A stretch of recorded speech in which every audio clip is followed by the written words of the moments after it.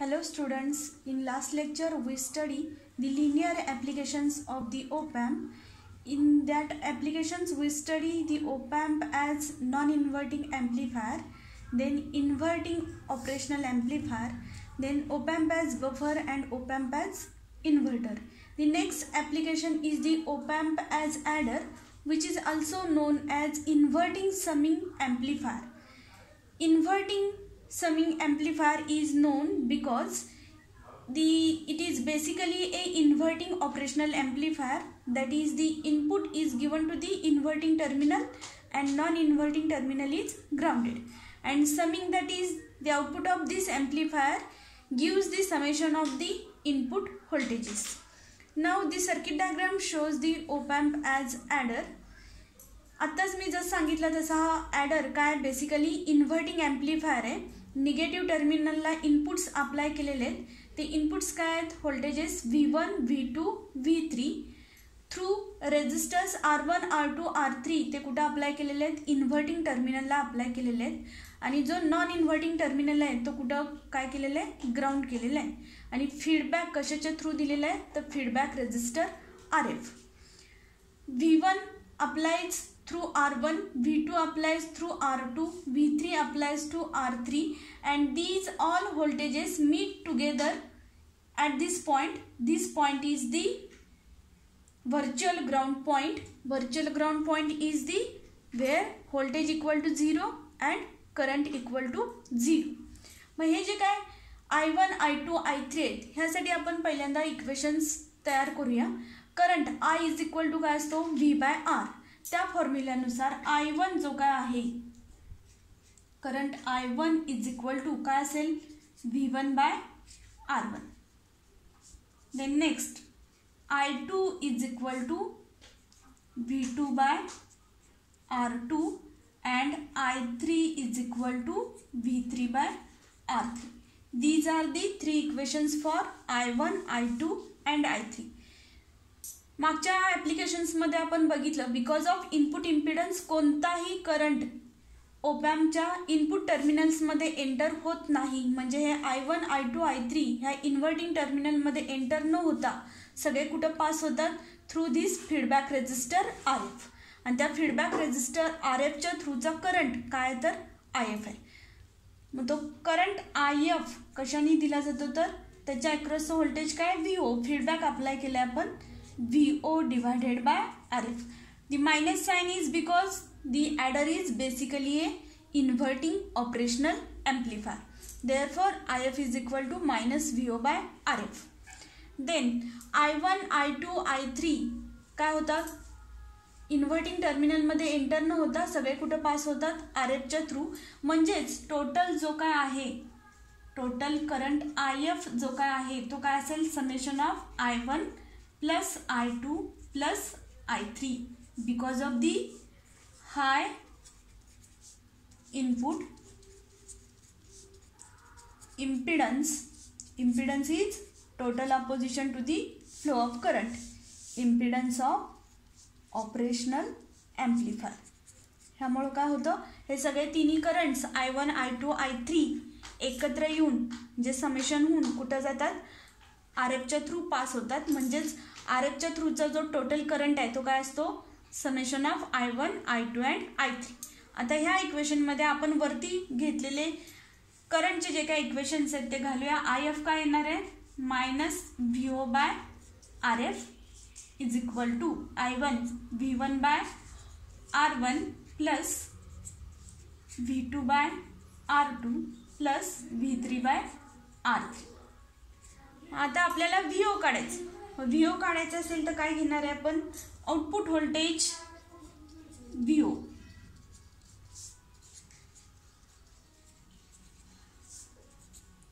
Is equal to minus RF in bracket V1 plus V1 divided by R1 plus V2 divided by R2 plus V3 divided by R3.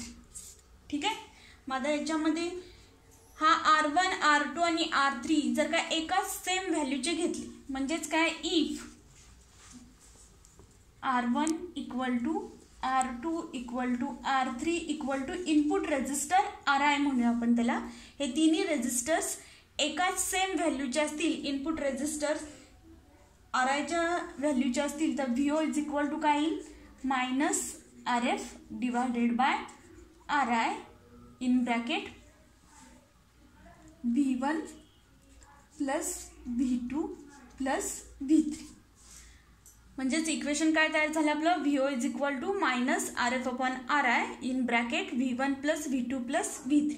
Again if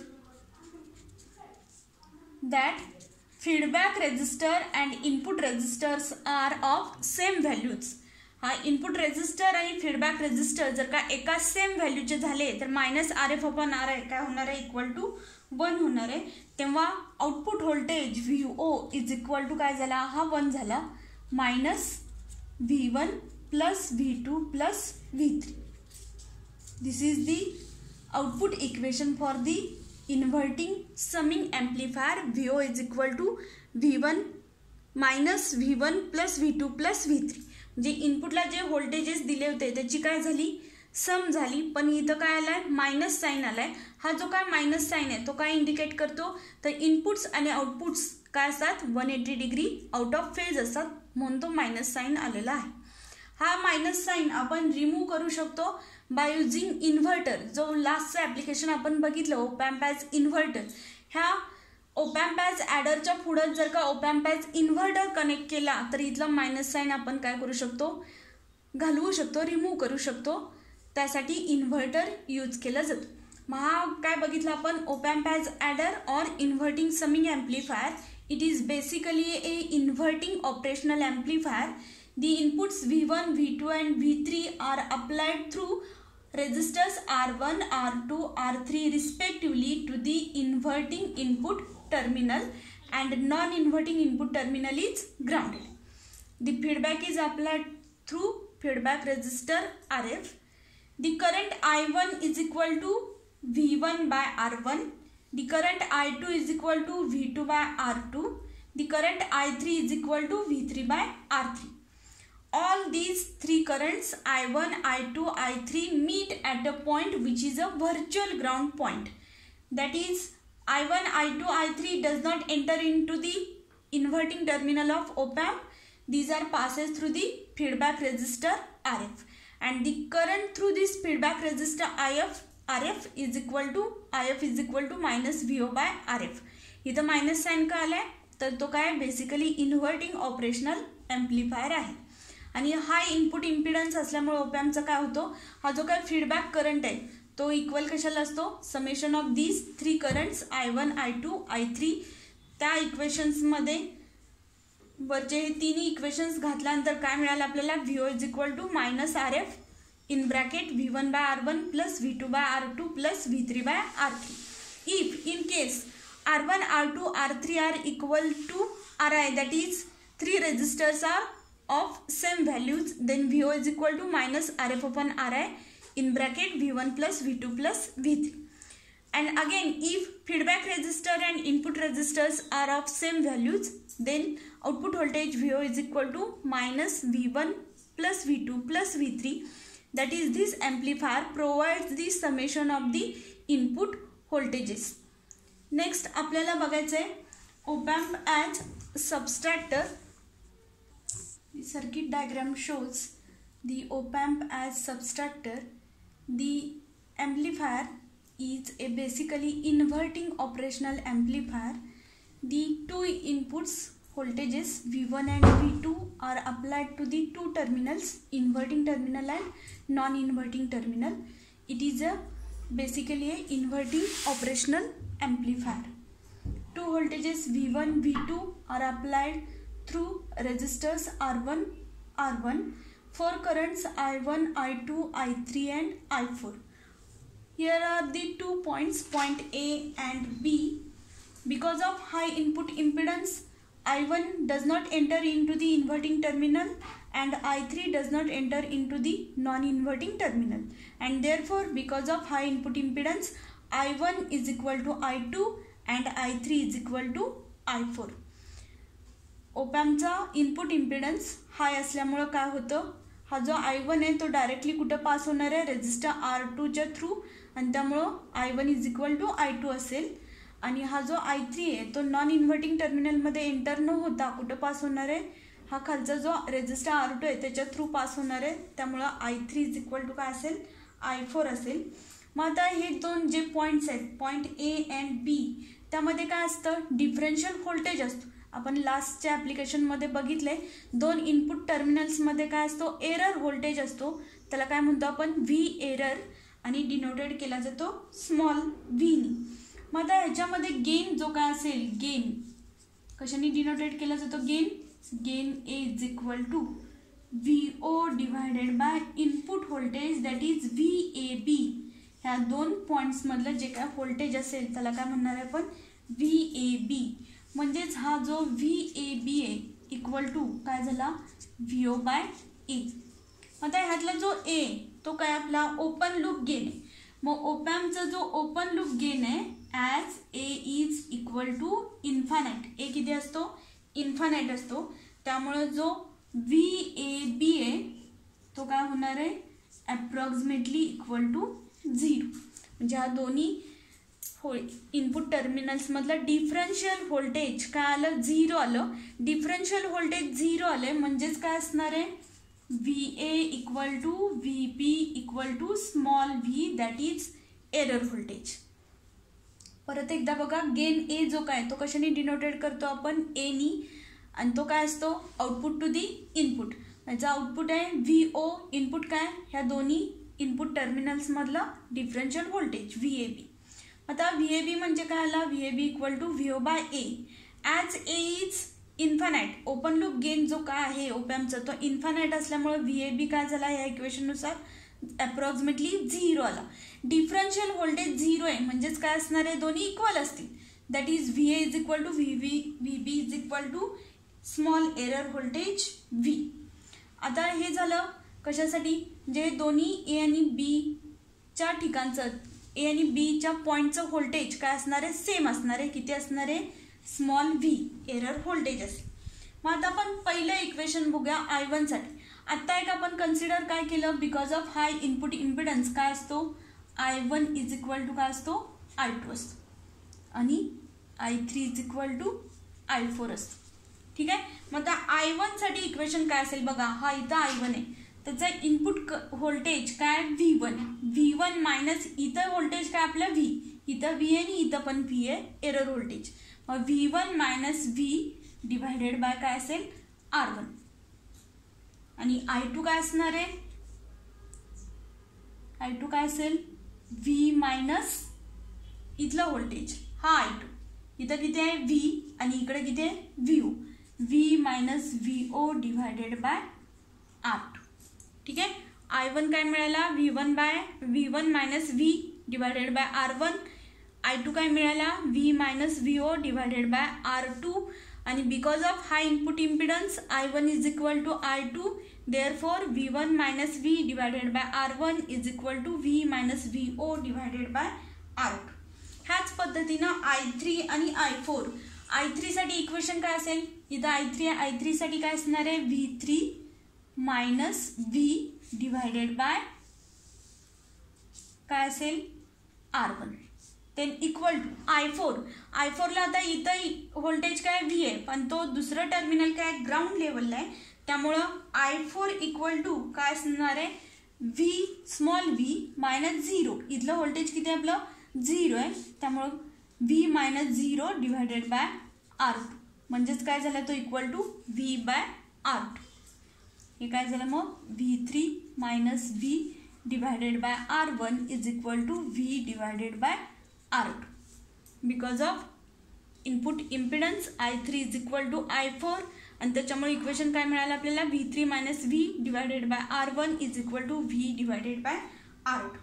आता ह्या इक्वेशनमध्ये पुढं काय होणार आहे बघा, हे जर का सॉल्व केलं आपण तर काय होणार, V1 by R1 minus V divided by R1 is equal to V divided by R2 minus VO divided by R2.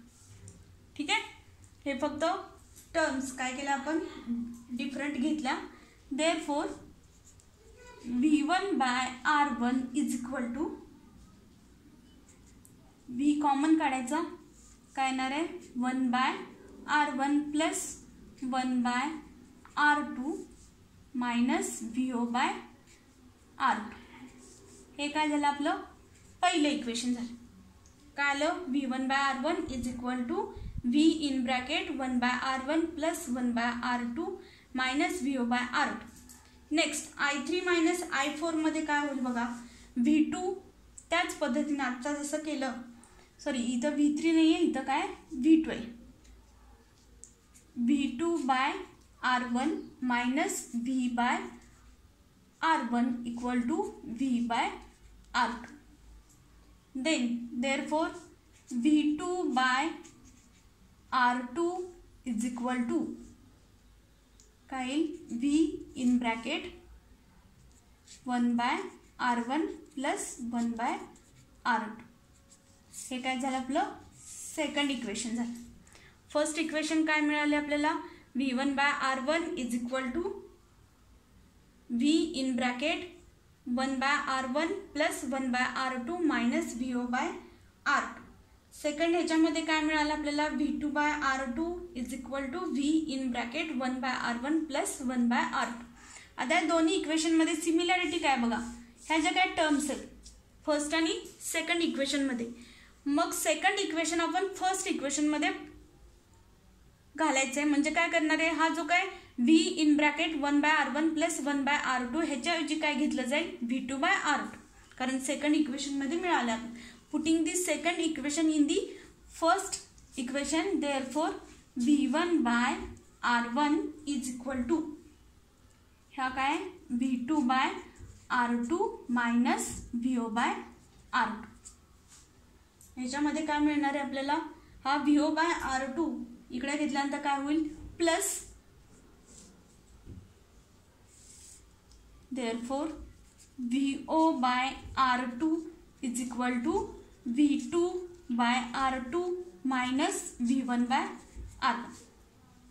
ह्याच्यामध्ये आता VO is equal to काय येईल, therefore VO is equal to R2 divided by R1 in bracket V2 minus V1. हे झालं आपलं आउटपुटचं equation, VO is equal to R2 divided by R1 in bracket V2 minus V1. If that resistors R2 is equal to R1 जर का असेल तर output voltage VO काय मिळणार आहे आपल्याला V2 मायनस V1. ह्या इक्वेशनमध्ये R2 आणि R1च्या व्हॅल्यू जर का सेम असतील तर आउटपुट व्होल्टेज काय मिळेल आपल्याला VO is equal to V2 minus V1. म्हणजेच काय आउटपुट काय मिळालं आपल्याला, subtraction of the two input voltages V2 and V1. हे जे काय इनपुट व्होल्टेज आहे ते AC और DC दोन्हीपैकी काही असू शकतं. मग आणखीन एकदा बघूया आपण. इथं पहिल्यांदा काय घेतलं आपण, दोन्ही पॉईंटच्या इथं काय error voltage same small b आहे ते बघितलं. ते कशावरून, gain A is equal to VO by VAB, VAB is equal to VA by A, where A is infinite, therefore differential voltage VAB equal to 0, that is VA is equal to VB is equal to small b. आता हे currents I1, I2, I3 आणि I4. आता currents I1 equal to I2 आहेत कशामुळं, because of high input impedance. I1 साठी equation काय आला, V1 minus V divided by R1, आणि I2 साठी काय आला V minus VO divided by R2. हे दोन्ही इक्वेशन्स इक्वल आहेत because of I1 is equal to I2, आणि त्याच्यानुसार फर्स्ट इक्वेशन मिळालं आपल्याला काय, V1 by R1 equal to V in bracket 1 by R1 plus 1 by R2 minus VO by R2. Next I3 equal I4 because of high input impedance. I3 is V2 minus V divided by R1, and I4 is equal to V minus 0 divided by R2. हे दोन्ही equations एकत्र केल्यानंतर काय मिळालं आपल्याला, V2 by R2 is equal to V in bracket 1 by R1 plus 1 by R2. हे जे काही सेकंड इक्वेशन मिळाले ते आपण फर्स्ट इक्वेशनमध्ये घालणार आहे. म्हणजेच हा V in bracket 1/R1 plus 1/R2 ह्याच्याऐवजी काय घेतलं जाईल, V2/R2. ठीक आहे. मग आता VO/R2 इज इक्वल टू काय होणार, V2/R1 डिवायडेड बाय, इथं हा काय V2/R1, V2/R1 minus V1/R1. Therefore VO is equal to R2 divided by R1 in bracket V2 minus V1. हे R1 आणि R2 जर काय एकाच व्हॅल्यूचे असतील तर VO इज इक्वल टू काय येईल, V2 मायनस V1. हा झाला सबस्ट्रॅक्टर. आतापर्यंत आपण लिनियर ॲप्लिकेशन्समध्ये 6 ॲप्लिकेशन्स बघितले. कोणते कोणते तर non inverting operational amplifier, inverting operational amplifier, op amp as buffer, op amp as inverter, op amp as adder and op amp as subtractor. हे सगळे ॲप्लिकेशन्स महत्त्वाचे आहेत. बोर्ड क्वेश्चन पेपरमध्ये 3-3 मार्कांना विचारला जातो. हा जो काय सबस्ट्रॅक्टर आहे तो 4 मार्कांच्यासाठी विचारला जातो. 4 मार्कांच्या मध्ये आपल्याला डायग्रामला 2 मार्क्स असतील आणि जे डेरिवेशन दाखवते आपण ह्या 2 सगळ्यासाठी काय असतील, 2 मार्क्स असतील. बऱ्याच वेळा विचारलेला हा ओप ॲम्प ॲज सबस्ट्रॅक्टर आहे आणि जो ओप ॲम्प ॲज ॲडर बघितला आपण त्याच्यावरती एक्झाम्पल्स असतात जे लास्ट लेक्चरमध्ये सांगितले तुम्हाला. एक्झाम्पल्स 3 मार्कांना येतात. 1 मार्क असतो फॉर्म्युला लिहायला, दुसरा मार्क असतो व्हॅल्यूज घालण्यासाठी आणि तिसरा असतो रिझल्टसाठी. ओप ॲम्प ॲज ॲडरवरती एक्झाम्पल्स विचारले जातात आणि op amp as subtractor explain the operational amplifier as subtraction and derive the output voltage for it असा क्वेश्चन असतो. हे झाले लिनियर ॲप्लिकेशन्स. नेक्स्ट लेक्चरला आपण नॉन लिनियर ॲप्लिकेशन्स बघणार आहे. थँक्यू.